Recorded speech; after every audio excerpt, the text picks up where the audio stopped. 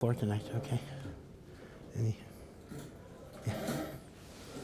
If a Christian who seems generally interested in Torah, Judaism, and what the Jews do, and ourselves, asks us if they're currently keeping the seven mitzvahs b'nei Noach, what should we tell them? I'm sorry. If they ask you, are they keeping the Yeshivas? Yeah. Am I doing things right?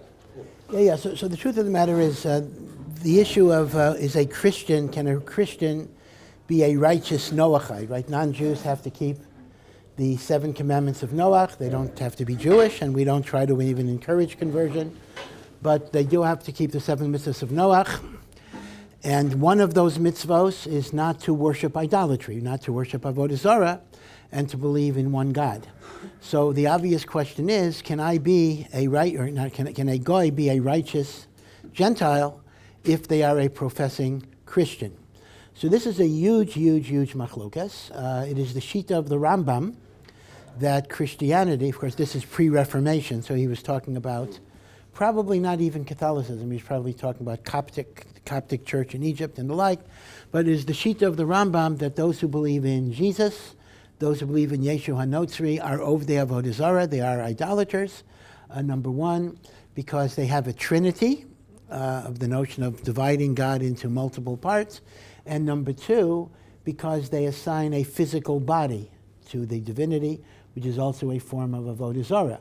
The Rambam, on the other hand, did maintain that Islam is not avodah zarah. It's a monotheistic religion. He actually hated Islam. He hated Muslims because he said they oppressed Jews more than anyone else ever did, and he called Muhammad a meshuggah. But at least in terms of avodah zarah, he gave Islam a pass on that it's not avodah zarah. And al pi halacha, that is why it is mutter for a Jew to go into a mosque. Maras HaMachpelah in Hebron a mosque is built over Maras HaMachpelah. And when you go to daven at the kever of Avraham Avinu or whatever, you are davening in a mosque, and that is permitted. You wouldn't be allowed to go into a church because that's a makam of avodah zarah. It's a whole machlokas. What if it is no longer used as a church? It's only a museum. That's a question. But certainly you cannot go into an active church. So according to the Rambam, it's very, very clear that a Christian is not keeping the 7 mitzvahs of Noach. On the other hand, we have the shita of Rabbeinu Tam, Rashi's grandson, who lived in Catholic France. And he made a very interesting distinction. He said that a profession of Christianity would be idolatry for a Jew. A Jew's definition of how to serve God would render Christianity pagan. But it is not a violation of the Noahide law, meaning not that it's true. It's not that, it's true for a goy and not for a Jew. I mean, it's either false or true. But a goy who professes Christianity can still be considered a monotheist and in compliance with the 7 commandments of Noach. This is also the view of the Meiri, one of the Rishonim.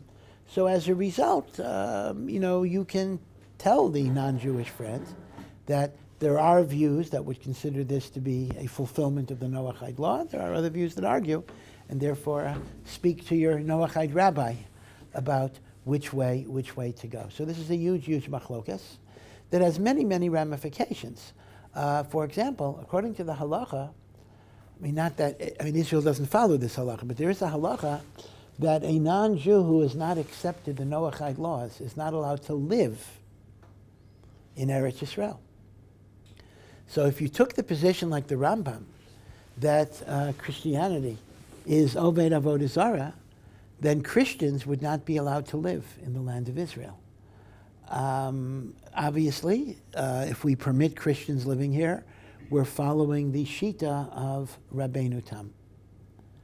Now, I do have to say that there is a machlokes achronim if that is Rabbeinu Tam shita, meaning the normal way Rabbeinu Tam is presented is Christianity is not avodah zarah for a non-Jew, right? That's how Rabbeinu Tam is normally paraphrased.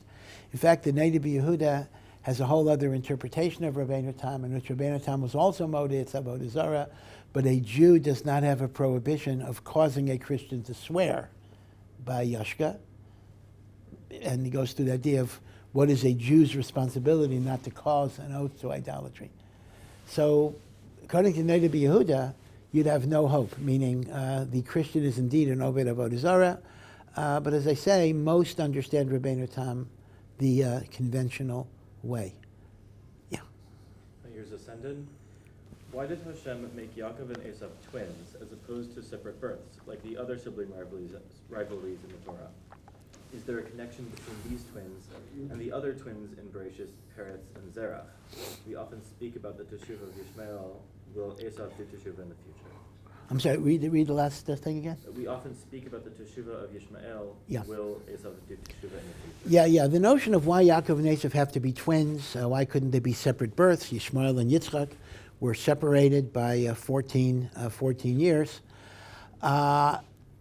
There is some makoros that actually say that Hashem's original plan was that there would be one person. There wouldn't be twins. There would be a Yaakov who is struggling with the Yetzer Haras of Esav, and Yaakov would reach a certain madrega precisely by the intensity of the struggle. And it was only when Rivka, so Rivka is at fault here in a sense, when Rivka complained and she said, I don't want to live, so they got split, so the righteousness became Yaakov and the evil became Esav. So the twin was kind of an outgrowth of almost a mistake in which there would have been originally one. But even if we assume, like Kipshuta, Shel Mikra, that they were twins, I think there's still an idea here that highlighting the point that Esav had a potential for kedushah. I think I mentioned before, either here or somewhere else, that Esav too had a potential to have a share in the formative role of the Jewish people. That is why Yitzchak wanted to give Esav a bracha. And the notion would be that Esav would manage Eretz Yisrael and the Gashmias and the material part of society and utilize his resources for Yaakov. And this would have created the Yisachar Zevulun partnership in which Esav could have been a co-equal partner with Yaakov. And twinning is kind of bringing out the notion of co-equal partnership in a very, very strong and vivid way. Now that makes the tragedy of Esav a much, much greater tragedy, that it's not just Esav is a bad guy, but it's a tragedy that Esav had the potential of greatness. Within the limits and the parameters of his personality, he could have done great things. He and Yaakov could have been a team. Esav would have managed Eretz Yisrael. He would have created the political society. He would have, built the dams and the bridges and everything else. And Yaakov would sit and learn and teach Torah. And it would have been the Yisachar Zevulun partnership. And that's exactly what Yitzchak envisioned. Rivka understood that it was too late to do that. Perhaps that could have started when they were young children, but at this age it wasn't shaykh anymore. So because of this, the last question you asked, or the person asked was, will Esav ever do tshuva? The truth is there actually are some chazals that say Esav too will do tshuva. Not all of Esav. Part of Esav will be destroyed. But that's true for Yishmael as well. We've already seen that. But there will be an Esav coming back to Klal Yisrael as well. That Esav too will do tshuva. And Chazal say the following. Chazal say that Esav is described as a chazir, a pig. And there are two reasons. Why is a pig the worst, right? A pig is the most repulsive of all treif animals, right? Even people who don't keep kosher might say something like, I don't eat chazer.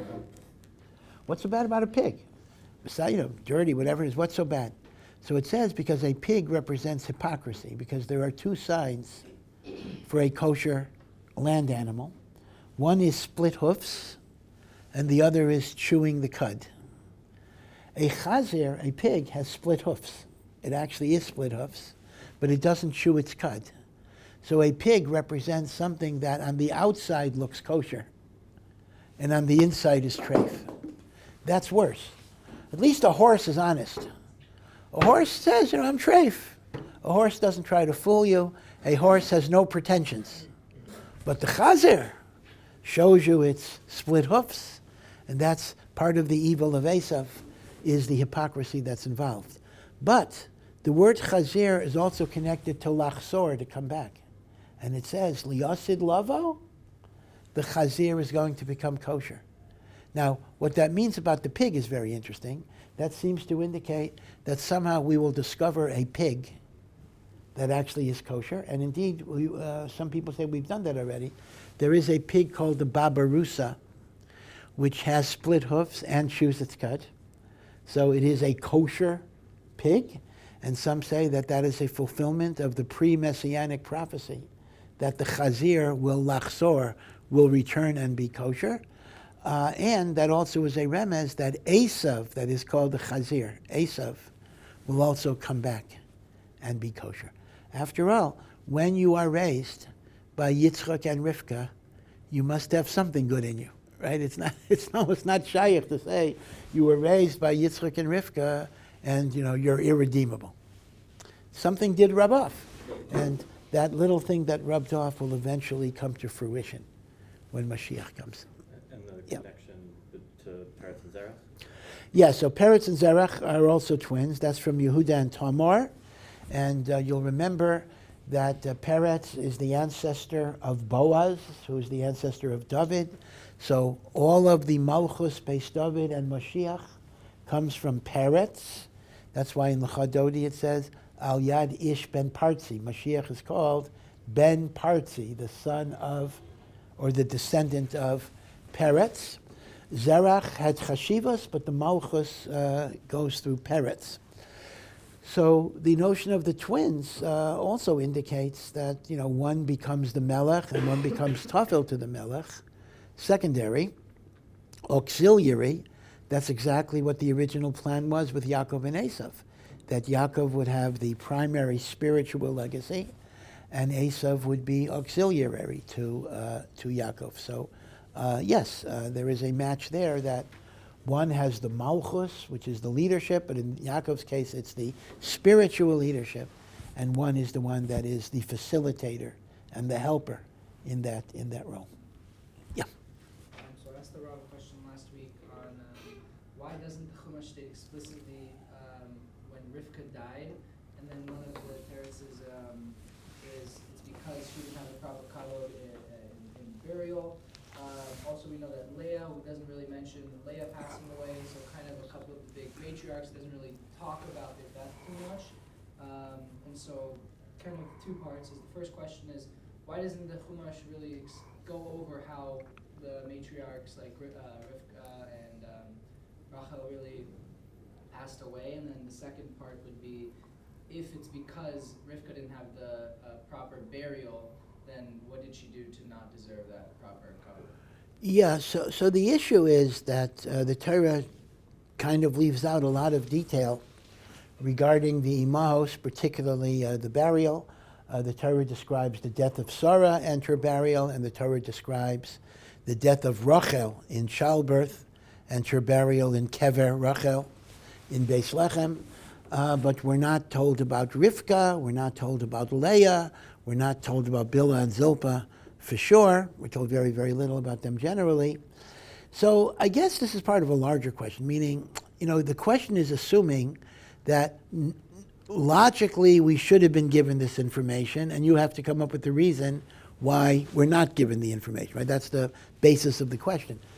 But maybe the assumption might be the opposite, meaning the Torah does not record every historical detail. I mean, there are many for example, we're not told about the death of Noah, really. Right? I mean, they're great people. We know nothing about really how they died or whatever it is. And apparently the notion is the Torah records historical facts only if there are spiritual lessons to be learned from them. And that's why when you have these long lists of Yishmael's lineage and Esav's lineage, we do have real questions. Why is this being recorded? And we have to have mystical explanations sometimes. So it could be, I'm just saying this al pi pshat, that as great as Leah was, she died. I mean, meaning to say there was not that there was anything bad that you have to cover up, but there was no particular experience or lesson to be pointed out in indicating her death. So the Torah didn't record it, meaning the Torah is not a history book.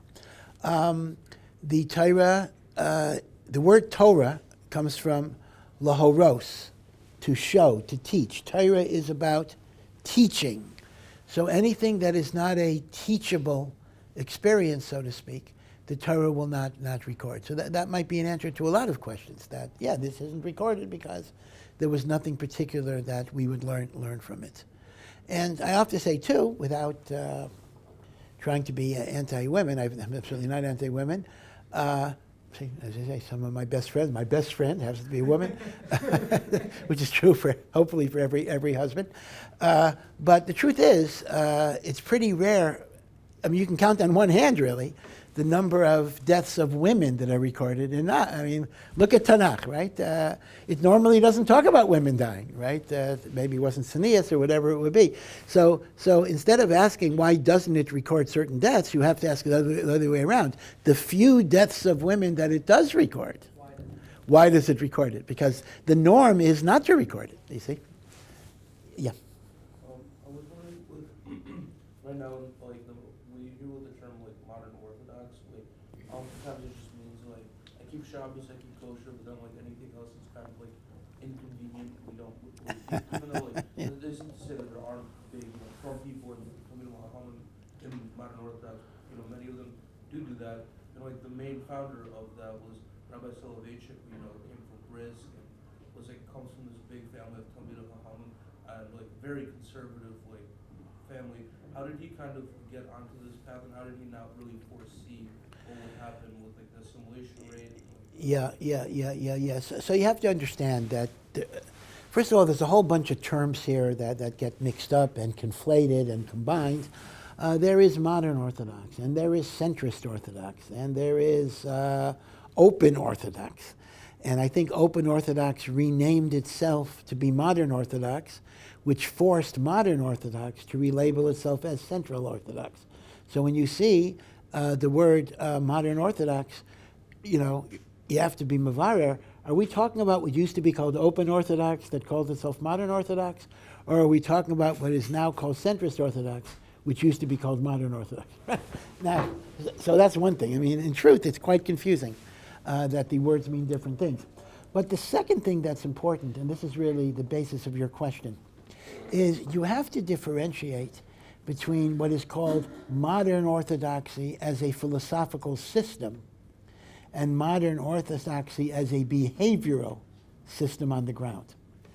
Modern Orthodoxy, or centrist, whatever you want to call it, the name is not really important for our purposes, as a philosophical system, is very much connected to Rav Shimshon Raphael Hirsch, although he didn't use the word modern Orthodoxy, that there is a value to secular wisdom, and a general culture can give you insight in avodas Hashem. And in that philosophical system, there was no question that Torah and mitzvahs were the absolute foundation of your life. They were the most important thing. There was no inyan to be makel or lenient in everything. But you believed that there was a certain usefulness and utility in secular wisdom and knowledge in your avodas Hashem. That is modern Orthodoxy as a philosophical system. And yes, Rav Hirsch and Rav Soloveitchik were not the same. I'm not saying they are the same, otherwise I'm going to get hate mail from YU about this. Of course there are differences, but this was Rav Hirsch on some level, this was Rav Soloveitchik certainly, his son-in-law Rav Aaron Lichtenstein, who had a PhD in literature from Harvard, but he was a Baki in Shas and Poskim, and a very, very devoted Rosh Yeshiva, and truly a Bal Musar, a person of outstanding, amazing midos tovos. But he believed in the notion that modernity had something to contribute to my avodas Hashem. So that's one sheet. And then you have, let's say, people like the Chazon Ish who said, we don't need that outside stuff. It just distorts the Torah. So that's a legitimate machlokas of shita within Klal Yisrael. Now, what happened is, though, that modern Orthodoxy sometimes degenerates, not always. You have Rav Soloveitchik, you have Rav Lichtenstein, you have many of the Rosh Yeshivas at YU who are big Talmidei Chachamim, and they're modern Orthodox in the sense that I defined it. But then there's another type of modern Orthodoxy in which, you really want to live a comfortable life. You want to live a life without too many impediments. So you're makel in halacha, you might be makel in mixed swimming or negiah or various other things. But it's unfortunate that the same label of modern orthodoxy is given to that as it was given to Rav Soloveitchik, when in fact they're two very, very different types of phenomena. One is the modern orthodoxy of commitment to Torah with the belief that Chochmos can help you in Avodas Hashem. The other is the notion, hey, maybe Torah and mitzvahs are not that important, and I'll do it when it's not so hard, and I won't do it when it is a little hard, right? So they're two different things, and maybe it's unfair to kind of blame Rav Soloveitchik for that type of modern orthodoxy when he himself, denounced it quite a lot. Now, again, I also have to say that I don't mean to imply that any Jew that is modern Orthodox is mezalzel in halacha. That absolutely is not the case. There are many, many fine, frum Jews who are modern Orthodox. But there is no question, again, just to be honest, just as a reporter, without expressing any judgment, that there is a lot of modern Orthodoxy, a lot, not all, but a lot of modern Orthodoxy that does not take halacha seriously. Meaning they'll go with it when it's convenient, and if it's inconvenient, they'll do something else. And yeah, that's unfortunately a lack of Yiras Shamayim. It's a lack of commitment. Sometimes people get enamored with secular value systems like woke culture and gay and lesbian rights and other things, abortion rights, and that kind of overrides their commitment to halacha. So there is a problem. Now, one could think about this. Well, okay, is someone like Rav Soloveitchik responsible? Meaning, how did you get from his version of modern orthodoxy to the version of modern orthodoxy that is less halachically compliant? We could debate that. We could discuss that. Is it the problem that once you open yourself up to secularism, it's going to poison you? Meaning, maybe Rav Soloveitchik was too optimistic that secular culture can be used in a positive way, and maybe the best idea is keep it out? Is that it? It's interesting. When Rav Soloveitchik died, and he was one of the Gedolei Hador. I mean, not only did he come from Gedolim, but he himself was a Gadol, but he wasn't recognized as such in the yeshiva world, but he truly was a Gadol. So the Jewish Observer had a dilemma. Jewish Observer was the Aguda magazine. And on one hand, they whenever a Gadol died, like when my Rosh Yeshiva died, Rav Ruderman, they wrote beautiful, long articles, Rav Moshe Feinstein, Rav Kamenetsky. These were classic articles. The Jewish Observer, Hespedim on Gedolim were beautiful, beautiful works of art. I still, I used to get the Jewish Observer before it went bankrupt, and those issues I keep. So when Rav Soloveitchik died, there's a very big problem. If a stam modern Orthodox rabbi died, they just ignored it. They didn't feel they had to report on it at all. But Rav Soloveitchik, we can't ignore him, but we don't want to, do a Yaakov Kamenetsky article on him. So what do we do? So they did something that to this day, there are Talmidim of YU that have never forgiven the Jewish Observer.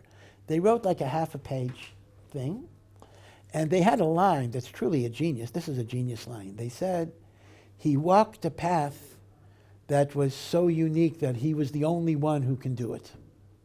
Meaning, he tried to incorporate secular wisdom and Torah, and okay, he did it. But in his uniqueness and greatness, it was a path that can only be trodden by one person, as if to say, he did it, but it's a poisonous madrega for other people. Brilliant kind of, what's the expression? Damning by faint praise. They're praising him, but they're also saying, don't follow his derech. So the point, again, this is a long-winded answer. The point that you're making is a very good point, but it's a little complicated because Rav Soloveitchik's version was not what it degenerated into. Very, very far. Yeah. How come Hanukkah doesn't have its own Masechta in Shas? How come? Hanukkah doesn't have its own. Yeah. So Hanukkah, right? Hanukkah is not treated so much in Shas. First of all, the Mishnah mentioned, now remember, the Hanukkah story, as I mentioned, was around 185 BCE. The Mishnah was written approximately 200 CE. So that means the Mishnah was written approximately 385 years after the Hanukkah story. So when the Mishnah was written, the Hanukkah holiday was very well known.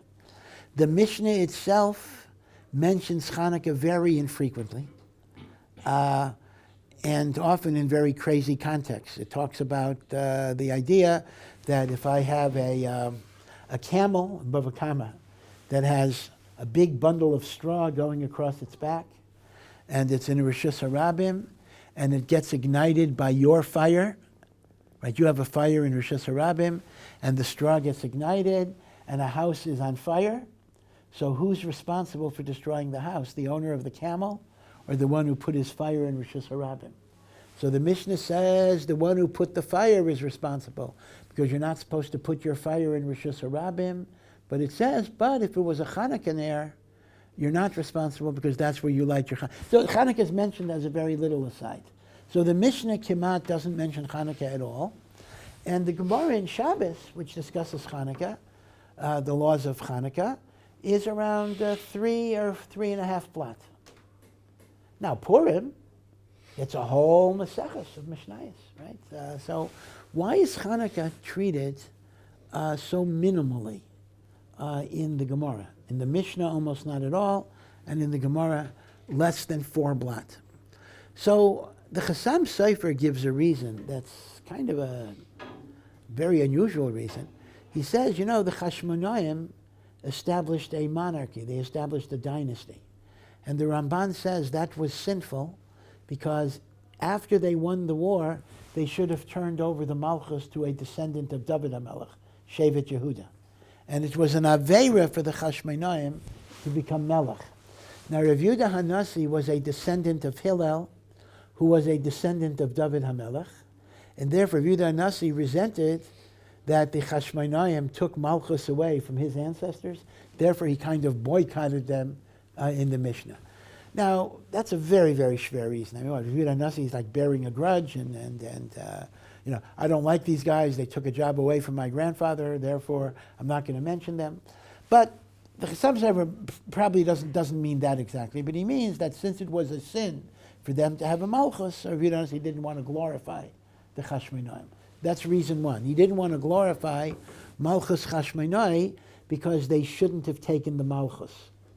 Reason number 2 is more of a political reason, that when the Mishnah was written, it was not politically correct to publicize Hanukkah a lot, because what are you celebrating? You're celebrating the overthrow of foreign domination of an occupying country in Eretz Yisrael.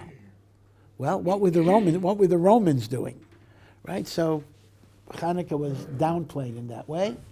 And the third reason was that Malchus Chashmonai themselves became Hellenists. In other words, they were fighting Hellenism, and eventually they became the very thing they were fighting. So the Chachamim didn't want to glorify the Malchus of Chashmonai that much. So those are different reasons why Hanukkah was not emphasized as much. I think, though, some Sfarim say that there was, in Masechtas Ketanos, these are later Masechtas, a Maseches Hanukkah that we've lost. I don't know what the proof of that is, but they claim there may have been a Maseches Hanukkah that we no longer have. Yeah. I was wondering with Moshe Rabbeinu, he had, and we know he was married to, I think her name was Sephora, but did he have any other wives? What do we know of his children? Moshe Rabbeinu had a whole career before he took the Jews out of Mitzrayim. Think about this. Moshe Rabbeinu took the Jews out of Mitzrayim when he was 80 years old. He left Mitzrayim after he killed the Egyptian. He had to flee to Midian and other places. He was 20 years old, meaning there were 60 years from the time he left to the time he came back. At one point he married Tzipora, but the Medrash doesn't tell us what he did with all of those years. So there actually is, the Chumash doesn't say, there actually are Midrashim that give him a whole career. He went to Cush, he went to Africa, Ethiopia. He was king of Ethiopia for a long time. In fact, some say, if you remember in the Chumash, the Lashon Hara that Miriam says about Moshe, he took a Cushite woman Now Rashi says that means Sipporah. And why is Sipporah called Cushi? Well, Cushi normally means like a black African, because her deeds were so unique that as conspicuous as black skin would be, as Sipporah's righteousness routines, it's a very indirect way to refer to Sipporah. But some say, no, this is referring to another wife. Another wife Moshe had earlier in his life, who was a Cushite woman, a woman from Africa, presumably a black woman, and he was king. Did he have children from this other wife? I'm going to check. I don't believe he did, but I want to check it to be sure. And Moshe had a whole career, which is, it's a very interesting thing. When you're 80 years old, you normally think about retiring, right? You think, okay, I've done my life, now it's time to retire. But you see, from Moshe Rabbeinu, you never know. Maybe the whole tachlis of your life is going to be towards the end. I mean, he was king here and a ruler here. He actually spent 10 years in prison. He was imprisoned at various times. He had a whole life, which the Torah does not tell us about. By the way, that also goes back to my earlier point. The Torah doesn't tell us about that part of Moshe Rabbeinu's life because there was no particular musar for us in that life.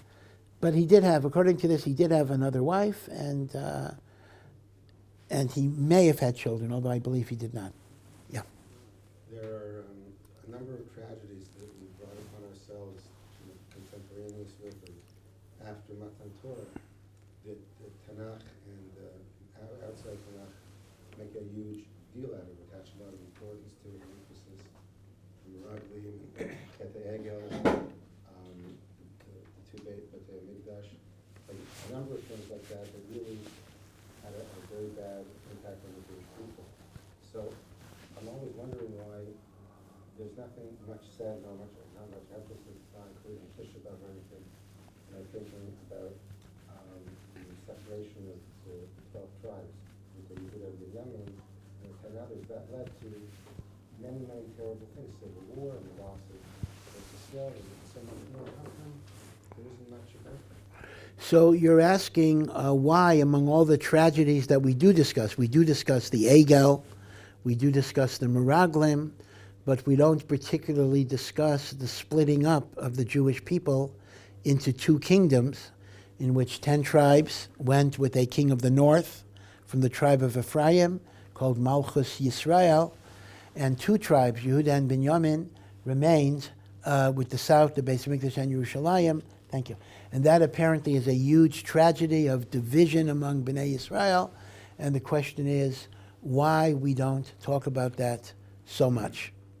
It's an interesting question. I'm not sure I know. I will tell you this, that on Tisha B'Av, the only kina that is repeated twice, Tisha B'Av night and Tisha B'Av day, is a kina called Shomron Titein Kola. It's a very short kina, and it was written by Rav Shlomo Ibn Gabaral, who is the author of Adon Olam. He was a great philosopher and poet. And that kina is about the division of the 10 tribes and the 2 tribes. So it's interesting that although we don't talk about it a lot, it is the conclusion of both the evening service and the morning service, as if to say it's something we have to be aware of a lot. And if you read Tanakh, you actually see that the Nevi'im talk about it a lot. The famous pasuk, it's been set to a Karlbach Nigan, Uvo ha'ovdim me'eretz Ashur, that those who have been destroyed will be brought back from the land of Assyria. V'hanidochem me'eretz Mitzrayim, and those who were pushed into Egypt will be brought back. That's referring to the restoration of the 10 tribes, the reunification of the Jewish people. That you're right, there is something that we lost when the kingdoms got split. And as you know, the 10 tribes were lost, meaning to say they were exiled more than 100 years before the Churban, and they never were fully reunited with the Jewish people. So in a sense, we're living, less than half of the nation. So it is a great tragedy, but I think Tisha B'Av focuses very much on the origin tragedies, the origin of everything, the Egel, the Meraglim, and this is a consequence, and the Chorban Beis HaMikdash was a consequence. Yeah. Here's another send-in. What do we know of Kilav ben David HaMelech?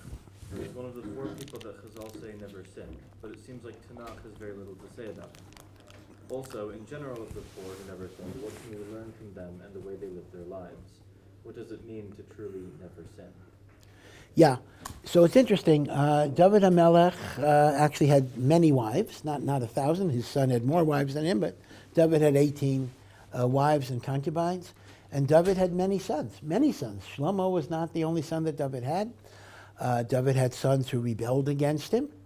But David, one of David's sons, his name was Kilav, not Kalev, Kilav, Chaf Lamed Aleph Beis. And Kilav was not interested in political intrigue. He was not interested in kingship. He was not interested in monarchy. He was not interested in politics. Kilav simply wanted to learn Torah. And we are told, according to Chazal, that Kilav was a phenomenally great Talmid Chacham. And even the word Kilav is said to mean he put his father to shame. Not consciously, of course, but he was absolutely so great that even David HaMelech, who was great in Torah, was kind of in shame compared to the greatness of his son. And I think the fact that the Nach says so little about Kilav is really designed to communicate the idea that he was so humble and modest and reticent that, if you would be living in his time, you would know nothing about him. He was never in the newspapers, right? Whatever it would be. He lived an anonymous life that was totally devoted to Avodas Hashem. So in Nach, it's important that you learn not only from what is stated, but you learn from what not is stated. The fact that nothing is said about him indicates his tznius, his humility, his modesty, his greatness. And indeed, that's why there's another Chazal that say that Kilav ben David was one of the people who had no Averis. He entered Olam Haba, even as a physical body. He had no Averis. And that came because of his purity and his lack of involvement in Olam Hazeh. Now, you ask, what does it mean to be without sin? Well, I wouldn't know. I think none of us really know, because none of us have ever been in that situation. It is interesting when you look at the list of people without sin, it's often not the famous ones. So David had sins, but Yishai didn't have sins. Moshe had sins, Moshe Rabbeinu, but Amram, according to one opinion, didn't have sins. It's almost like the father, the progenitor. Or in the case of Binyamin, Yaakov had Averos, but Binyamin didn't have Averos, according to one opinion. And David had Averos, and Kilav, right? So David is interesting. David's father was without Chet, and Kilav ben David, according to one opinion, was also without Chet. But it shows you, I think, the union of modesty and reticence as a component to greatness. This is a very interesting idea. It just reminds me of a Maisa with Rosh Shlomo Zalman Auerbach, just a Maisa. There was an old Yerushalmi Talmid Chacham. His name was Rav Nosson Kuperstuck. If you never heard of him, it's right, you never heard of him, because he was basically unknown. He was a person who spent his whole life just learning Torah. Yomam, B'layla, didn't become a Rosh Yeshiva, didn't become a Rav. And he grew up with people like Rosh Shlomo Zalman Auerbach. These were his friends, Rav Elyashiv. These were his chaverim growing up. And they became, famous in the Torah world. And he largely did not become famous in the Torah world, although there were Yechidim who knew him, of course. He was not totally anonymous. And a Talmud once said that he once was with Rav Shlomo Zalman Auerbach. And they saw Rav Nosson Kuperstuck davening at the Kotel. And Rav Shlomo Zalman said, people wonder why the sun comes up every morning. The world is so corrupt. that, why do we even deserve a world? And he said, that's why we deserve a world. People like Rav Nassan, who serve Hashem without kavod, without recognition, without anybody noticing them. And Rav Shlomo Zalman said he was jealous of it. He was jealous of the idea, on one level, that once you're a public person, you're involved in a lot of questions, and Rav Nassan didn't have to be involved in anything. But number two, and the Talmud Devar talks about it, we didn't get to this yet, that, kavod affects you. Kavod affects you, meaning to say, the madregas you could reach without the kavod are greater than the madregas you reach when you have kavod. So part of the greatness of Kilav was precisely because he was such a private person. Like nobody knew anything he was doing. They say with Rav Moshe too. When Rav Moshe was 9 years old, Rav Moshe's father was a Rav in Russia. This was pre-revolutionary Russia, right? Still under the Tsar. And Rav Moshe at 9, Rav Moshe was a brilliant kid. Rav Moshe at 9 already knew, I think, the three Bavas, Bava Kama, Bava Metzia, Bava Basra. I don't know if he knew the Taisus, I don't know, maybe even that, but certainly more in Rashi. He knew the three Masechtas pretty good.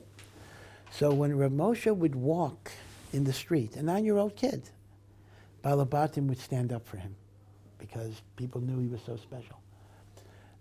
His father was very upset.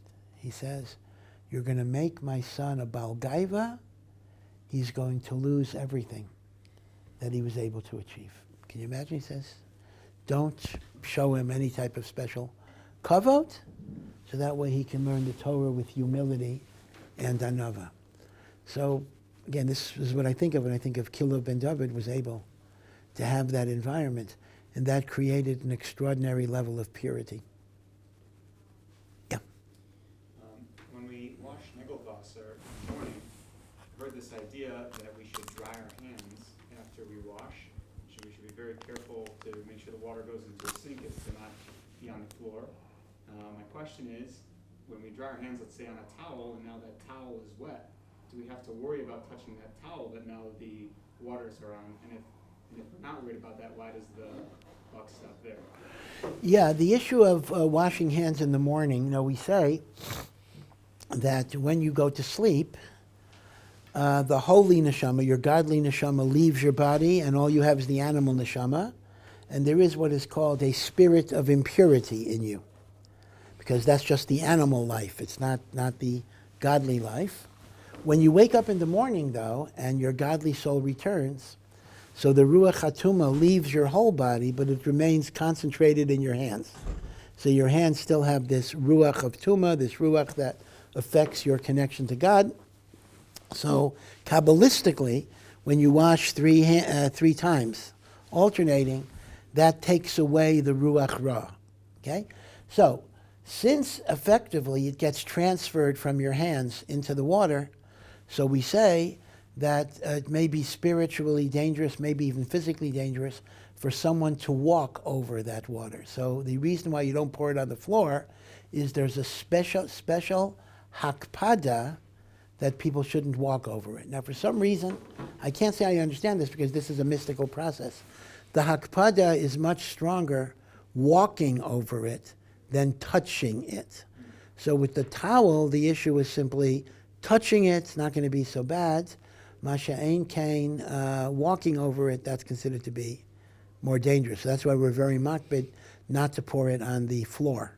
It should be in a kli that you can dispose.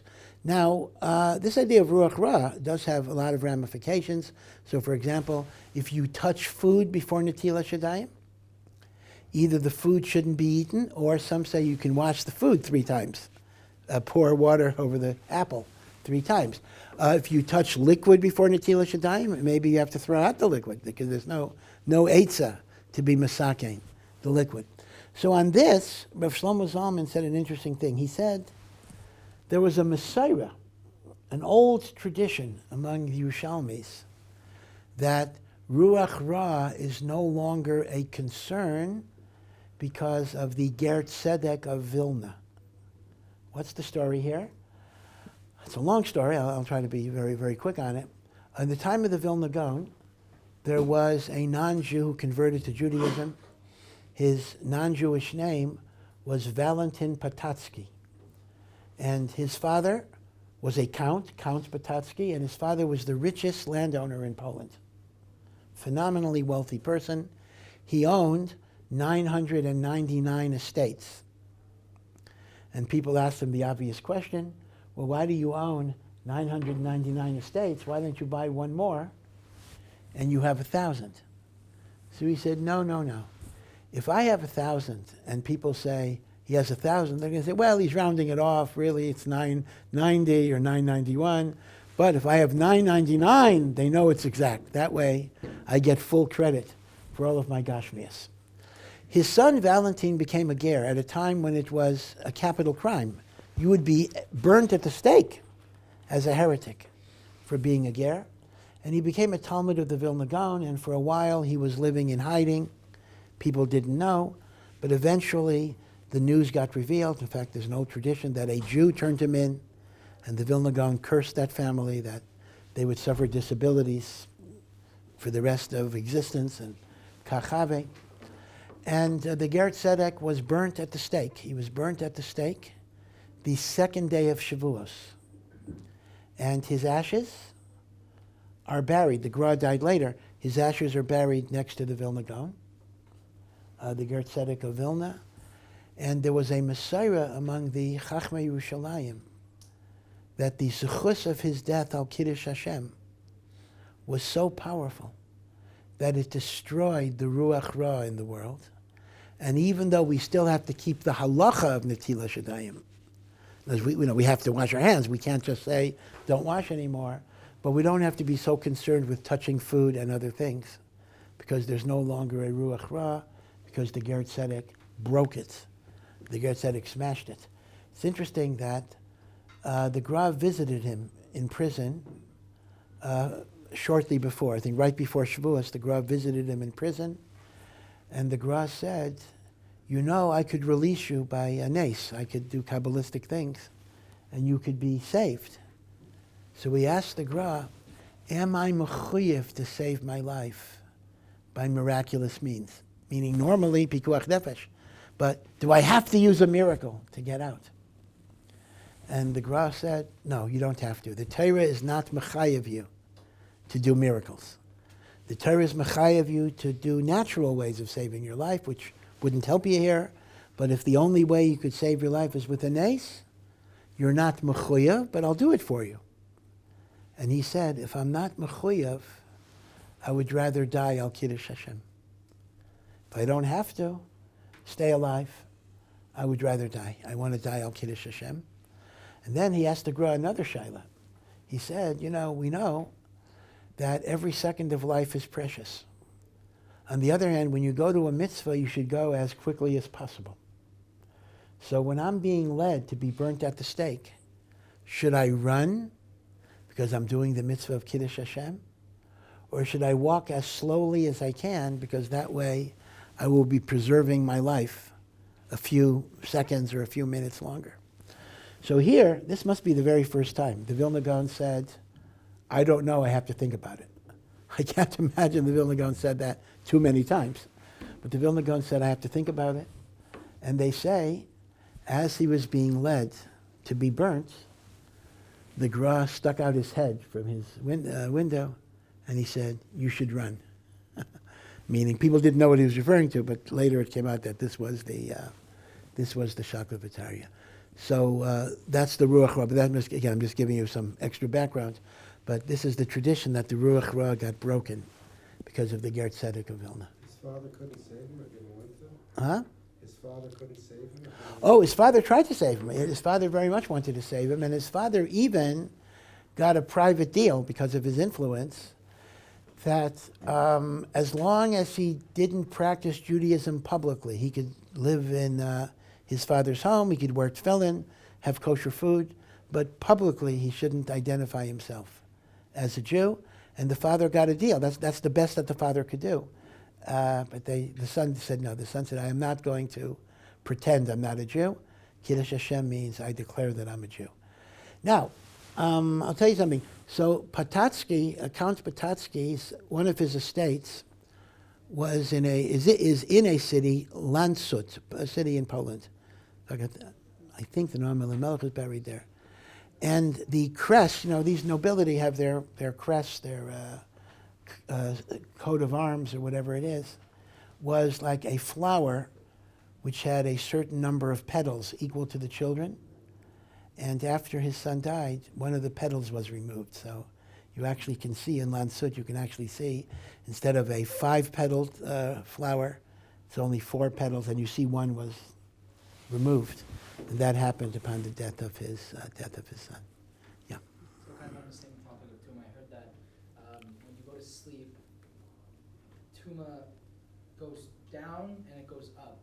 So the Tuma kind of stays under the bed. I heard that you're not allowed to place food under your bed, for example, because what you're saying, the Tuma could accommodate the food, and you're not allowed to use food that's was placed under your bed, for example. I just want to know the sources for that, and also if it's true that there's any way we can get rid of the Tuma.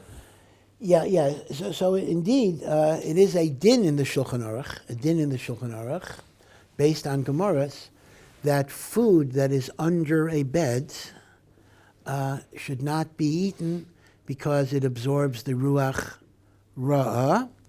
But there are a few things to know about this. Number one, some say that this does not apply to food that is in a box or a suitcase or a bag.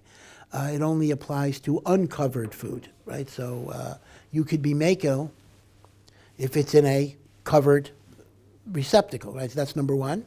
Number two, some say if the food is solid, like an apple or whatever, you can actually do negelwasser on the apple. You pour water 3 times on the apple, and that takes away the ruach ra. Number 3, you have Rav Shlomo Zalman Auerbach's point that the ruach ra no longer kicks in because of the Ger Tzedek, and therefore you don't have to worry about it. Number 4, now this is interesting, this is very different. Some say that the issue of food under the bed is not because of the ruach ra of your hands. It's only if this is the bed in which one had tashmish hamita with their wife, meaning a marital bed of intercourse, and bichlal it doesn't apply to a stam bed. So there are a lot of different things, but I think for most of us, the most common heter is that if it is in a container, there is no transference of the ruach ra to the food. Is there any way to rid the Tuma in general that's under the bed, or that's just a given? Well, it's given. It's there. You can't necessarily take a hose and do it, but it's not going to bother you, so to speak. It's kind of there, but it won't affect you if you follow the halachas. Yeah. How does the Ohr Hachaim understand Yehudah's implication that throwing Yosef into the pit is still murder? I mentioned this question a few days. Just 1 second. Just to remind people, the Ohr Hachaim HaKadosh has a very interesting analysis about Ruvain. Right? Ruvain argues with his brothers, let us throw him into the pit instead of killing him. And the Ohr Hachaim says, what sense does that make? If the pit was filled with snakes and scorpions, then he's going to die anyway. Right? So what is Ruvain gaining by throwing Yosef into the pit rather than killing him directly? So the Ohr Hachaim explains the following, that the brothers really maintain that Yosef deserved to die because he is alienating them from Yaakov, and they see a replication that Avraham had a Yishmael that was excluded, and Yitzchak has an Esav that's excluded, and Yosef is doing the same thing to his brothers with Lashon Hara to Yaakov, that they're going to be excluded. And that's not only a temporary exclusion, but that will apply to their entire destiny to the end of time. And therefore they treated Yosef as a rodef who was destroying their life, and therefore they were going to kill him. Ruvain's argument is, hey, maybe you're right, maybe you're wrong. And just because you kill him, that doesn't mean God approved of your actions, because since you have Bechira, we could do something bad, even if it's not God's will. But if we throw him into the pit, the snake does not have Bechira. So a snake can kill you only if it's God's will. So he says, we should not be the ones who kill him. We should throw him to the snakes. If the snakes kill him, that shows he's guilty. If the snakes don't kill him, that shows that he's innocent. What's amazing is, the whole thing doesn't make a lot of sense. The snakes didn't kill him, and they still sell him into slavery. Okay, that's a good question, but at least that's what Reuven was proposing. Reuven was saying, let the snakes decide, because since the snakes are not Balei Bechira, anything they do is the Ratzon of Hashem. Right? That was Reuven's argument. And this is a famous, controversial Ohr Hachaim, because the Ohr Hachaim is suggesting that if I'm a Baal Bechira, I could hurt you even keneged the will of Hashem, because I'm a Baal Bechira. Now, so that's what the Ohr Hachaim, the Ohr Hachaim is explaining Reuven's position. But now, if you go further to Yehudah's position, right? Now Reuven was planning, I guess Reuven was confident Yosef wouldn't be killed, apparently, and his plan was, I'm going to retrieve him later. Right? That was Reuven's secret plan. But Yehudah doesn't know that, and Yehudah says, what do we gain by killing our brother, and therefore let's just sell him into slavery? So the question would be, why did Yehudah think we would be killing our brother? I mean, mimanivshach. If the idea is that the snakes will kill him only if he's guilty, then if the snakes kill him, it's God's will. And if Yehudah sees the snakes aren't killing him, then that ought to tell him that he's not going to die in that pit. Right? So the question would be, what does Yehudah mean to suggest that Yosef staying in the pit would be an act of murder? Right? Ma betza. What do we gain by killing our brother? I don't think, if I recall, I don't think the Ohr Hachaim actually gives a hemshech to be masber this, and I don't even remember what I told you, but I'm thinking about it out loud, and that is the following. It could very well be that what happened here is Yosef is thrown into the pit, the snakes didn't kill him. So one would have thought that that would have convinced Yehudah that Yosef is innocent. But apparently, it didn't convince him. He said, the test is wrong. This is how strong the Yetzer Hara is. So what might have happened is that Yehudah's suggesting that the brothers are going to take him out and kill him, which was their original plan before they threw him into the pit. And on that, Yehudah's arguing, well, let's not kill him. Let's sell him into slavery, because that's the law of Rodef. You don't kill a Rodef if you can disable the threat another way. In other words, in a sense, Yehudah and Reuven might be working almost on the same wavelength, although not quite. And that is, Reuven is making the argument not to kill him, and Yehudah is making the argument not to kill him. Meaning, you see how strong the Yetzer Hara is. I mean, this was a test. If the snakes get him, he's guilty. If the snakes don't get him, he's innocent. The snakes didn't get him. So instead of saying he's innocent, there must be something wrong in the experiment. Maybe these are the wrong types of snakes. Maybe these are gentle scorpions. So let's go back to plan A and just kill him. And on that, Yehudah is addressing, Ma Betza and the like. Okay? Yeah. Rashi writes that when Yitzchak knew the whole time about Yosef, but he didn't tell Yaakov because the brothers made a truce with Hashem also, that no one should say, you said that Baruch doesn't want to tell Yaakov, then why should I? What does that mean, to make a pact with Hashem? What does the brothers mean? Well, again, like Chazal say, there was a gezerah that Yaakov and Yosef would be separated for 22 years because of the 22 years that Yaakov was not Machabed Yitzchak, his father. So essentially, this separation was a gezerah on Yaakov. So that's the notion of the brothers made a pact, meaning to say, the brothers said, we know we're doing an Aveira, but we also know that this is your gezerah, Hashem. And Hashem was maskim, not that Hashem was maskim necessarily to what the brothers Lamaisa did, but he was maskim that Yaakov should not be aware of this. In other words, that's nichlal in the onesh for kibbud aviyim. But and in that way, HaKadosh Baruch Hu is bound not to be megala. bound in the sense that this is his gezerah, that has to be carried out in that way. Yeah. Is there a card to the concept of daas Torah outside of halachic matters? And if yes, when does it and doesn't it apply? Yeah, this is a hard question. Is there a makor, is there a source for what is called daas Torah in what's called non-halachic matters? Let me just explain the term. Maybe not everybody is familiar with it. Daas Torah, in fact, this is maybe one of the major differences. People ask, what is the difference between modern Orthodoxy and whatever the other name is, Haredi or Yeshivas, whatever you're going to call it? And there are differences, secular education and the like, but one difference is the concept of daas Torah. Now again, not every modern Orthodox would agree with this, but many would. There is a perception, okay, I won't even use labels about modern Orthodoxy, but some Jews, many Jews who keep halacha, they look at the rabbi as the equivalent of a plumber.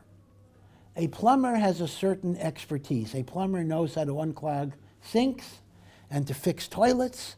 So rabbis have knowledge too. Rabbis know halacha. So they'll go to a rabbi for halacha. What happens if my fleshik spoon is in my sink or whatever it is? And they'll listen to the rabbi. Hopefully, not always that either, but hopefully listen to the rabbi, because rabbis are plumbers, and I listen to my plumber about how to fix a sink. I listen to my rabbi about kashrus. But when it comes to elections, when it comes to matters like what type of school we should make, things that are not clearly in the Shulchan Aruch, they're not yes or no answers. They're what you might call policy issues. Like, how should we set up the Jewish community and the like? They say, hey, the rabbi's opinion is no better than my opinion. I have an opinion, he has an opinion. And therefore, the fact that Rav Chaim Kanievsky said something doesn't mean anything, because I disagree with Rav Chaim Kanievsky. Now, there are many Jews that actually have that attitude. Maybe they won't say it in that way, but they say, if it's not halacha, then why is he better than me? Just like, you have now some actor or comedian expresses an opinion on global warming. Like, why should I pay that attention in particular? Now, daas Torah is a very different idea. Daas Torah was an idea that said that those who devote their lives, now it doesn't mean every rabbi, I'm not saying every rabbi, but those who devote their lives with devotion to avodas Hashem and limud HaTorah have an insight and a judgment that is greater and deeper than people who don't have that connection to Hashem. So even if Rav Chaim Kanievsky spends his whole day with Bavli, Yerushalmi, and Rambam, and it does not think about politics or peace treaties or whatever it is, his view will have a certain clarity because it'll be connected to HaKadosh Baruch Hu by virtue of his Torah and Avodah. So this is the somewhat controversial idea of daas Torah, that Gedolei Yisrael, of course, who is a gadol, that'll sometimes be a question too, but Gedolei Yisrael are not only people who are, express daas on halachos, but they express daas on the hashkafa of life, even on political matters, even on social issues, because they're connected to Hashem. And when you're connected to Hashem, you see the emes in the world more than people who are not connected to Hashem. And that is a big yesod in the yeshiva, Haredi, even Hasidic world as well, although there'll be disagreements. Who is the gadol that qualifies for this? It's not everybody.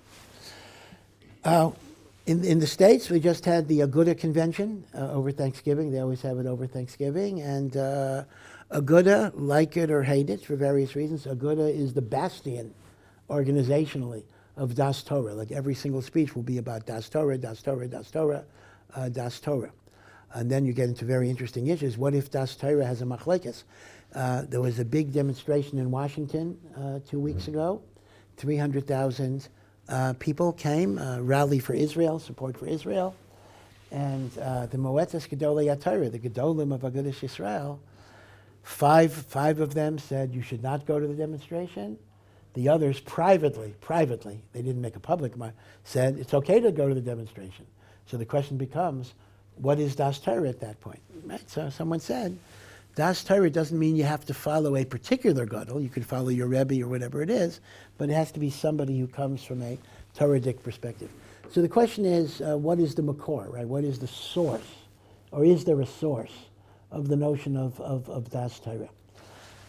The truth is, it depends what you mean by a source. Meaning, if you're going to ask me, can I point to a chazal that says you should listen to a great Talmud Chacham, even if it's not a matter of halacha, I don't think I can point you to a line. But if you look at Perek Vav of Pirkei Avos, that talks about Kol ha'isek b'Torah lishma, that when you learn Torah lishma, you're zeicha to tremendous things. And go through the list. You're zeicha to the clarity of vision. You're zeicha to understanding. You're zeicha to chachma. You're zeicha to mayanais, like well springs coming up. So I think you can really describe das Torah by looking at the Mishnah of what does a person gain when he learns Torah lishma, right? So I think that would be your raya.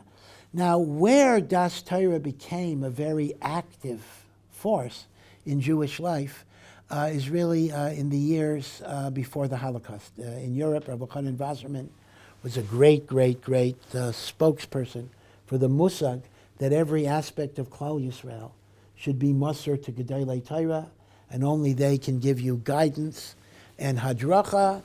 And this was the founding principle of Agudas Yisrael that was founded in the early 20th century. That officially, it's not always going to be the case, but officially, every single decision of Agudas Yisrael has to be approved by their what is called the Moetzes, the Council of Gedolei Torah. Of course, I don't want to get into politics. How do you get on the Moetzes? Does the Moetzes have all the Gadol? Whatever. Okay, that's a separate issue of who the Gadol is and how you choose a Gadol.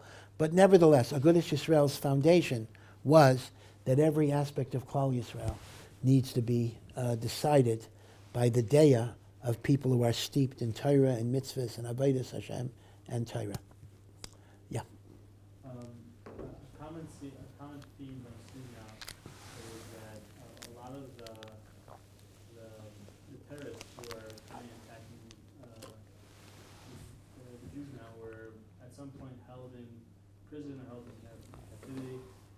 Not captivity, they were held in prison by the Israeli police forces after doing different crimes. And a lot of them were even medically treated for very severe illnesses. Like I just read that Sinwar had a brain tumor, and he was treated by hospitals in Israel for what he did.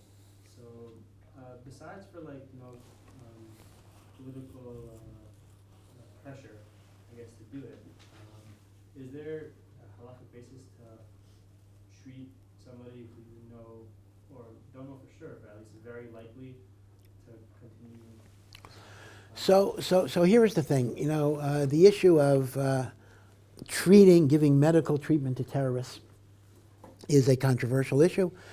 Sometimes you're giving treatment to a terrorist, and you're not treating a Jewish patient who comes in. I heard the following b'shem Rav Chaim Kanevsky. I don't know if it's true, and I have doubts that it's true. But this is what somebody reported.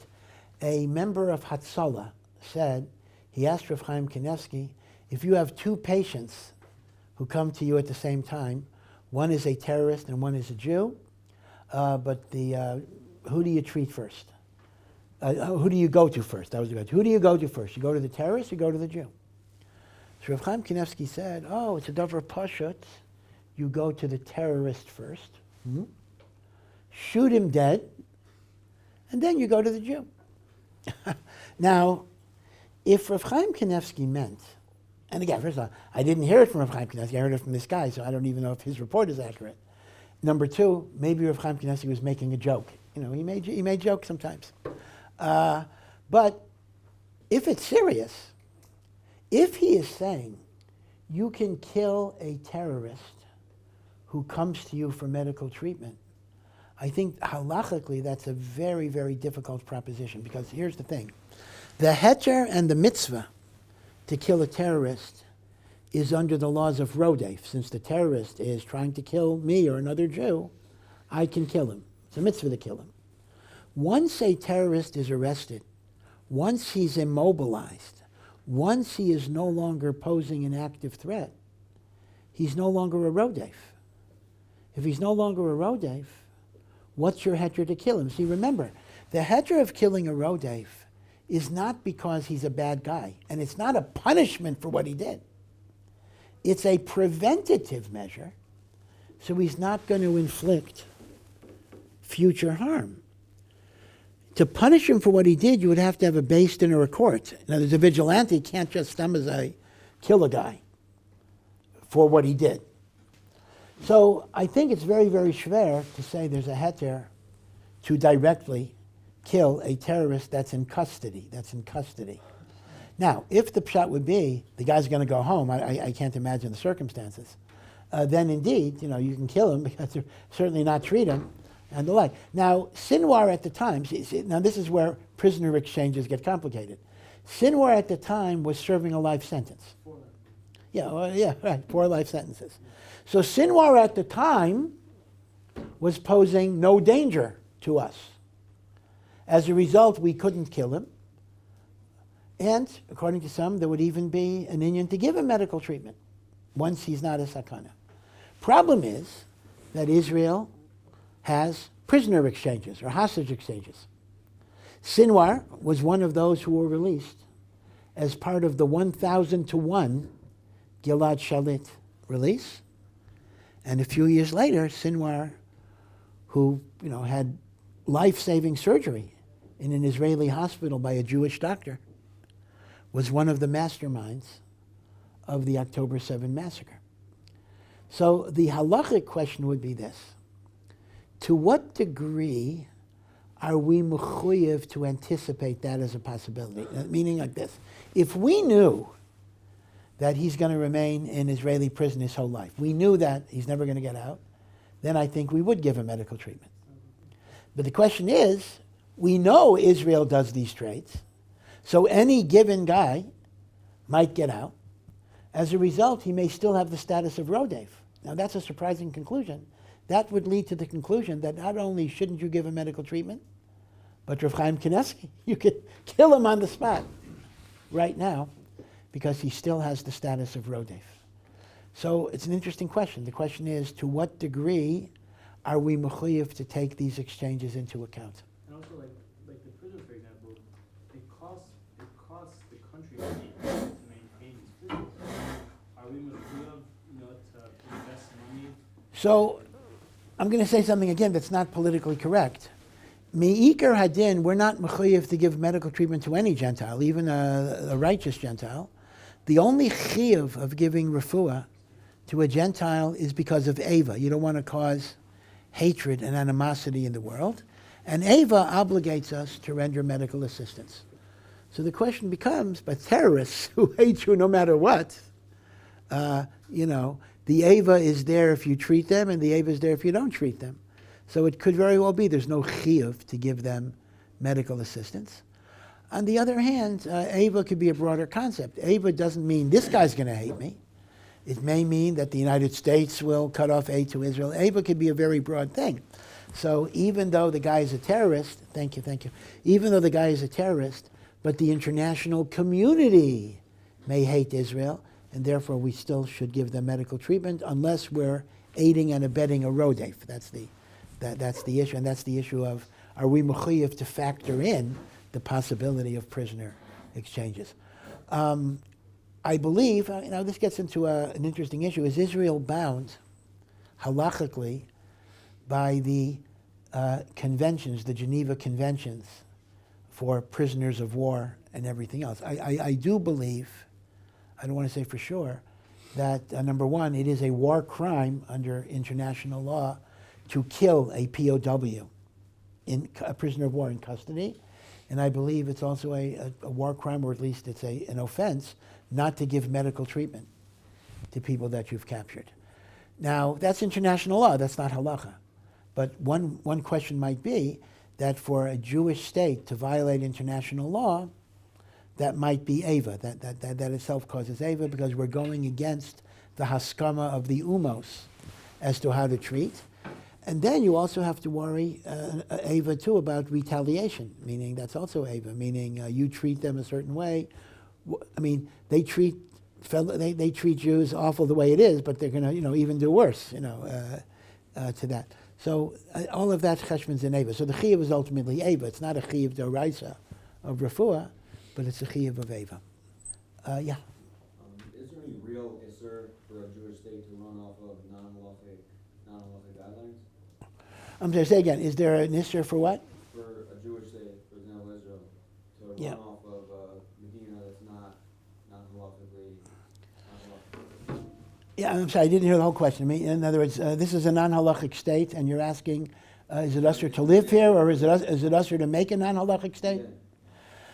Well, presumably, it is usher to make a non-halachic state, because if the Torah says that laws are supposed to be X, Y, and Z, so to create a system where the laws are not X, Y, and Z is a violation of halacha. But I would agree with you that it is mutter for us to create a state where individuals are not punished for violating halacha. In other words, a state that maintains freedom of religion.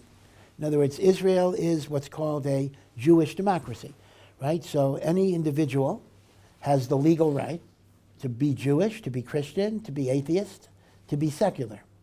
Now, let's ask that specific question. If I'm a religious Jew, would I be allowed to be part of a state that does not require Jews to practice Judaism? So here, there is a halachic argument in favor of it, and that is, when we don't have a Beis HaMikdash and we don't have a Sanhedrin, we actually don't have coercive power to punish people for Shabbos or for kashrus and the like. And the idea here is that we communicate Yiddishkeit by education, by persuasion, by example, and not by coercion. So it depends what you mean by a non-halachic state. If you mean by a non-halachic state that religion is not coerced, that is actually a good idea in this day and age. Because if you were to pass a law, let's imagine we pass like the Taliban passes laws like that. We would pass a law, let's assume we would say, anyone who desecrates Shabbos gets publicly stoned. I mean, what would happen? What would happen is there would be armed revolution. Meaning, in a time of Hester Panim, before Mashiach, you can't convey Torah by coercion. You have to convey Torah in a sweet way of persuasion. So in that sense, we could have a non-halachic state. But if you're talking about a state which in itself is doing things against halacha, that's a very different thing. So it depends on issue by issue by issue. You'd have to identify it. You know, the first chief rabbi of the state of Israel, not Rav Kook. Rav Kook died before there was a state of Israel. But the first chief rabbi was the grandfather of the president of Israel, same name, Rav Yitzchak Breitowitz. And Rav Yitzchak Breitowitz was an enormous Talmid Chacham. He was kind of Rabbi Yosef's mentor, not Rebbe necessarily, but mentor. He guided Rabbi Yosef. He made Rabbi Yosef a dayan so many years ago. And Rav Breitowitz was brilliant. He was chief rabbi of Ireland, of all places. And he didn't go to yeshiva, but he was a Baki in Bavli Yerushalmi and everything. And Rav Breitowitz wanted to do something, a very ambitious plan. He wanted to kind of have svarim that show how do you run a modern state in accordance with halacha. Meaning, how do you have a police department in accordance with halacha, an army, a fire department, national security apparatus? I mean, there are a lot of things that have to be in operation 24/7. So what is it? Do you rely on goyim? Is that Hashem's kavanah? In other words, what does HaKadosh Baruch Hu want us to do in running a modern country in accordance with halacha? In truth, there are very few makaris on this, because for most of our history, we weren't in that situation. So most halacha focuses on individual rules. What do I do? You know, how do I keep Shabbos? But it doesn't focus on things on the governmental level. So Rav Herzog wanted Svarim to be written, Talmidei Chachamim, to work on how do you create a kosher fire department, a kosher police department, a kosher national security thing.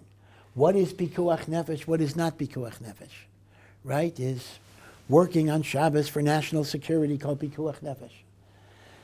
And it didn't get that far. One Rav Eliezer Waldenberg did write 3 volumes called Hilchas Medina, which explores a lot of these questions, not all of them. But once again, now it's dated already because it goes back to the 1950s. Technology changes. So the issue you're raising is an important issue. It's an issue that people think about, but we don't have a lot of halachic writing on it. Surprisingly little halachic writing, because for Dorei Doros, halacha was focusing on yechidim. It was not focusing on governmental institutions.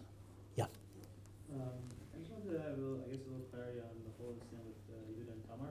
Yeah. And it's interesting because I know that I saw like some of the way they explain it is how like Yehudah was like trying to say like these social kedushah that were embedded, in doing such an act, and like there's some suggestion that even like focus on how like Yehudah was like almost like coerced and had to fear to do this act. Like actually, I want to understand like the motive and exactly where, on a simplistic level, I guess, where he like messed up, and B was that is this like also like in very stark contrast like what would be like nowadays, like if a Torah leader, that would like do anything similar to this, but like especially in Jewish tradition and Yeah. also we still value Yehudah as being one of our greatest leaders. Listen, times were different. What can I tell you? It's absolutely true. If you learn Tanakh, it is a different world. Yeah, the halachos are the same, even though it's before Matan Torah.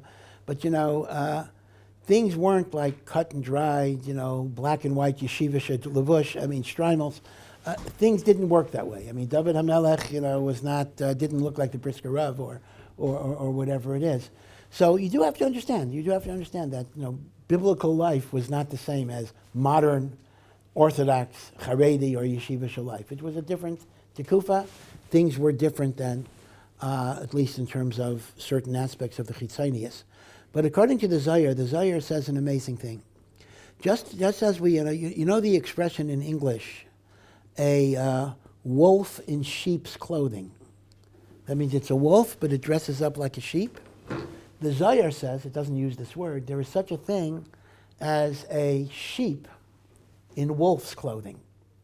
The Zohar HaKadosh says that sometimes very powerful ideas of kedushah can only enter the world in the guise, in the levush of what looks like averos and impropriety. Why? Because there are kochos of tumah, which are like, weapons that seek out kedushah and try to destroy it. And don't let the kedushah come in. So the kedushah has to be duped. The sitra achra, the kochos of tumah, have to be fooled. They have to be duped. Something looks like an avera, so it lets it in.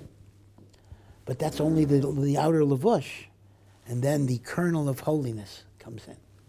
And the Zohar stresses that this is the whole shalshelis of Mashiach. Mashiach, which brings redemption to the world. It brings the light of God into the world.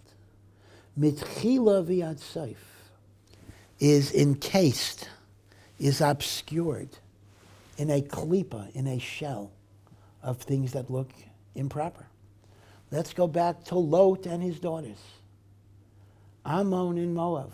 Rus comes from Moab. David comes from Moab. Mashiach therefore comes from Moab.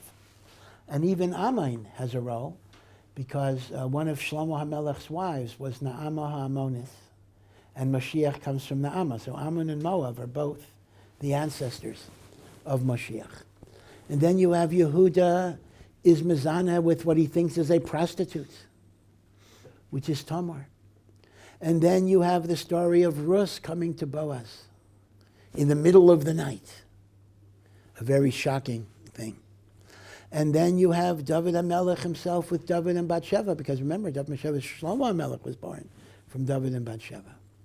So all of this, the Gemara in Yuma puts it a different way. The Gemara in Yuma says, a person cannot be nichnas l'malchus unless there's a kupa shel shiratzim. That means a bag of rodents behind you. We would call it skeletons in your closet.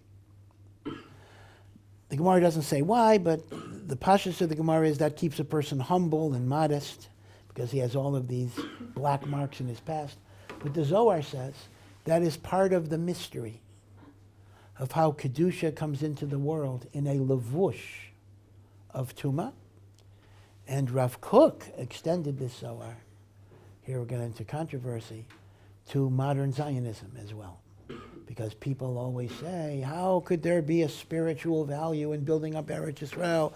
How can you say that this is the footsteps of Mashiach? How can you say it's the beginning of Geula? Whatever lashon you're going to use. Look at the people who were the pioneers of Zionism, people who not only weren't keeping Torah in many cases, but antagonistic to Torah. How could there be any spiritual chashivas in that which is done by Machalulei Shabbos Befarhesia? Rav Kook's answer would be, this is just continuing the old pattern of Ammon and Moab and Rus and Boaz and Yehudah and Tamar, that HaKadosh Baruch Hu brings kedushah into the world in the guise of Tumah. In fact, Rav Kook dealt with a lot of things, even feminism, which was a very, very beginning idea in his time, not what it became later. He made the point, it's a very thought-provoking point, that the shirish of a lot of these things is actually a very good idea. The idea that women are entitled to dignity, they shouldn't be put down, they shouldn't be oppressed, they shouldn't be humiliated, their contribution should be valued. That's good. That's emes. So then it gets into the world, though, in a levush of all sorts of crazy things, whether it's lesbianism or whatever the issue would be. And then it becomes makulkal. Then it gets ruined. But in its shirish, there's a lot of goodness, a lot of goodness. There was a rabbi in London who got into deep, deep, deep, deep trouble over this. Maybe I shouldn't go where he went. He gave a speech on gay rights, an Orthodox rabbi. And he got in awful trouble because he seemed to be legitimating it and saying it was good.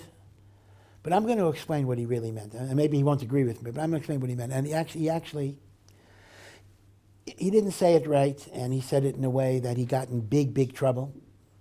In fact, he wasn't fired. He was almost fired. He wasn't fired, but I think he has to, every share he gives, like he has to give it to a higher rabbi to look at it. It's really kind of embarrassing. Everything has to be read by somebody else. He was saying the following. He was saying, again, I don't want to get hate mail over this, that men have difficulty forming friendships and showing emotion. So he was saying gay relationships showed men that they can have friendships, they can have deep emotions. Now, you can understand why that sounds very outrageous from a halachic standpoint. What are you saying? But I'll tell you what he's saying. He's really saying Rav Kook's idea. And that is, in the tumah, there is a kernel. But the problem is, the kernel gets distorted. And then it becomes very, very bad. But there's still a kernel. Men can have friendships. Men can love each other in kosher ways. And that is what you can extract even from tumah. Okay? But this is so dangerous. Because when you endorse tumah, you then become meshukah. You become enmeshed in tumah. That's the danger of Zionism. That's the danger of feminism. That's the danger of gay rights. Right? You see what's going on here. It's all the same idea. And that is, in every sheker, Chazal say it already, Chazal say beferish, in every sheker, there's a kernel of emes. Problem is, how do I know I'm picking the right kernel, right? There's a kernel of emes. I might pick the kernel of sheker, That's very, very hard. But Rav Kook said that but the Metzias is Azam Metzias. And that's Yehudah and Tamar, that's Zionism, that's feminism, that's, all these different inyanim. Yeah. There are several of the apocrypha around the time of the Bai Sheni that Chazal excluded from Tanakh. Some of these farms seem to be heretical, others seem to be truthful, others somewhere in between. When they come across controversial works like the Book of Enoch or the Book of Jubilees, do we think these books have any kedushah to them? Yeah, so we talked a little about it this morning. The books of the apocrypha, which Chazal call Svarim Chitzonim. On one hand, Chazal have an extremely negative view of them. They say anyone who reads Svarim Chitzonim doesn't have a share in Olam Haba. On the other hand, Chazal themselves quote the book of Ben Sira. Ben Sira is very similar to Proverbs, to Mishlei, and Chazal quote Ben Sira. So they used it. Rishonim quote, as I said, the book of the Maccabees and the like, Rashi and the like. So the answer is that when Chazal condemned the Svarim Chitzonim, they were not condemning everything that's in the Apocrypha. The works of history are fine, but the works of religious thought, like Sefer of Enosh and Sefer Hayovelos in particular, have things that are, connected either to Christianity or to paganism, Avodah Zarah, and therefore Chazal said it's better to avoid it. Now, if you're asking me, do the works have kedushah? So the answer is the works that are heretical have no kedushah, and the works that are not heretical don't have the kedushah of Kisvei HaKodesh, but they might have the kedushah of a Musar book. Let's take a book like Ben Sira. So you ask me a question, does Ben Sira have kedushah? Well, I could ask you, does Orchos Tzadikim have kedushah? It's a book about midos and a book about living your life, and Chazal considered it to have useful information. So kedushah itself is a multifaceted idea. It doesn't have the kedushah of prophetic and Ruach HaKodesh works, but it has the kedushah of a work that's giving you a hashkafa as to how you live your life. So on some level it does have kedushah, but the questionable books do not have kedushah at all. It's the same kedushah as the New Testament in effect. Yeah. What's the approach on sheberach tzahal? Is it like adding something like to Yeah. What's the approach? I mean, what's my approach? What's the approach? I don't know the approach. Listen. I don't want to get into controversy, although maybe I'm too late for that already. The thing is, in the yeshiva world, as you know, I can't say I know every single yeshiva. Outside of Dati Leumi, outside of Hester, we don't recite the sheberach for the tzahal. There is a big question, why not? Why not? Even if you don't say the prayer for the state of Israel, okay? Because you don't believe it's Reishis, Semichas Gulaseinu, you don't believe it's the beginning of Mashiach. But the Chayalim, we say Tehillim for the Chayalim, so we are praying, that they should be okay. So what's wrong with a prayer for the tzahal? Why not say a prayer for the tzahal? What's the argument against it? So they asked Rav Asher Weiss about what the argument was, and he came up with something, but I don't know, it's schwach to me. He said, we don't like to add things to davening. But we do add plenty of stuff. We say sheberachs for every person who gets an aliyah to the Torah. We say a sheberach for a yoledes. We say a sheberach for a child. So why not say a sheberach for the tzahal? So I would think, if I would be writing the rules, which I don't, I would think that every kehillah should say a sheberach for the tzahal. It's absolutely proper to do so. But my feeling is that the people who don't want to do it they feel that the tzahal is so much connected to the state that in effect you would be legitimating the state and everything it does by praying explicitly for an organ of the state that does national defense. So it's therefore linked indirectly with Zionism. I would argue it shouldn't be linked with Zionism. It shouldn't be totally on Zionism. But I think in people's perception, it's makusher to tzionit, and therefore you can't, you should. Like part of, does it do the same thing? Like, does it include chaylik tzahal? Well, it does. In other words, I think that's the point. We will pray for the tzahal as part of our prayers for everybody. So when I say achenu, I'm not just thinking about the Tzahal, I'm also thinking about the hostages, and I'm thinking about people here in Yerushalayim who might be under attack, God forbid. In other words, it's klaliistic. So if it's klaliistic, you don't have the Zionist endorsement. But to single out the Tzahal, some are afraid it's too connected to the Zionist state. Again, my own shita, my own shita doesn't count, but my own shita is that I don't think it should be connected that way, but I'm explaining to people who don't want to do it. Yeah. Earlier you made the point that in a pre-Mashiach time, we can't coerce Torah. Is the implication of that once Mashiach comes, we can coerce? Well, here's the thing. Once Mashiach comes, we will have the power to coerce people, but there may be no need to because Mashiach will bring people to tshuva. But all I'm saying is, when Mashiach comes, all of the halachic institutions get restored. That includes Malkus and Misa. Now, will they have to be administered? Could very well be not. But the institutional structure will be there to allow ownership. I mean, at the time of the Beis HaMikdash, there was a punishment system. Violating halacha was a crime. It was the law of the land that you have to keep. If you're a Jew, you have to keep halacha. Of course, you have to be warned. There are technicalities regarding that. Okay, yeah. It's a bigger question, so maybe I should leave for next time. Okay, yeah, this is the last question, yeah. We have in Psak halacha two different ways that paskin seemingly. Like in the Gemara, we find many times, like we always go after the later Psak, Basrei, and Shani we find it all the time.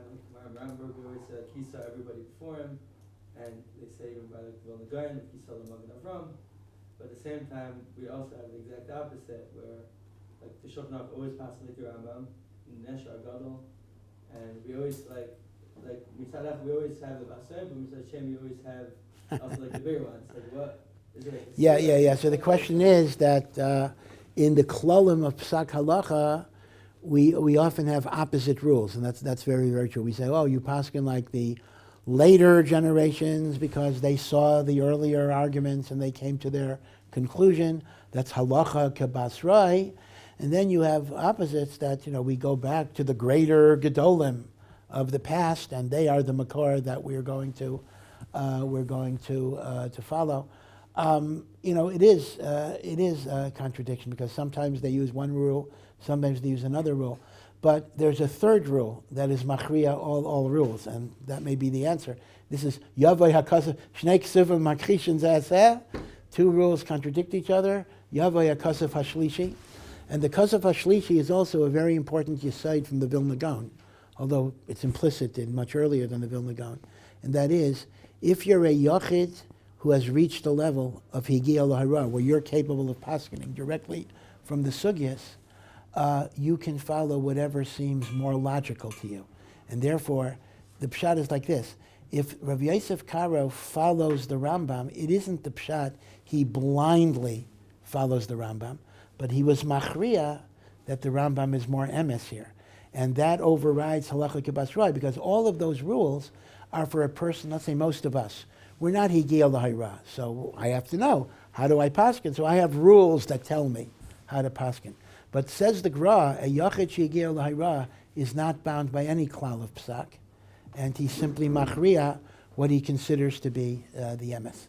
In fact, the Gra said beferish that there's no chiyuv on such a person to even follow the Shulchan Aruch b'chlal. Now, he can't be chaylik on a Tana, whatever it is, he's not going that far, but l'chol hapos, anything after the Gemara, the yachid shehigia l'hayra can come to his own maskana. They even say in modern times, I was pretty surprised, Rav Yisrael Zalman, who was not, the Gra, Rav Yisrael Zalman was much, much later, would paskin in his private life like the Rambam. For an Ashkenazi, that's very unusual. He said, because he spent his life writing on the Rambam, Even Oazel. He says the Rambam was his Rebbe. He says he followed the Rambam. That's what he said. Yeah. On this, I saw that Rabbi writes that the Psak of Eretz Yisrael before was that everyone paskin like the Mechaber. Because he was the Morad Diasra of Eretz Yisrael. Yeah, this is very famous. Rav Ovadia took the position that Ashkenazim have no right to exist.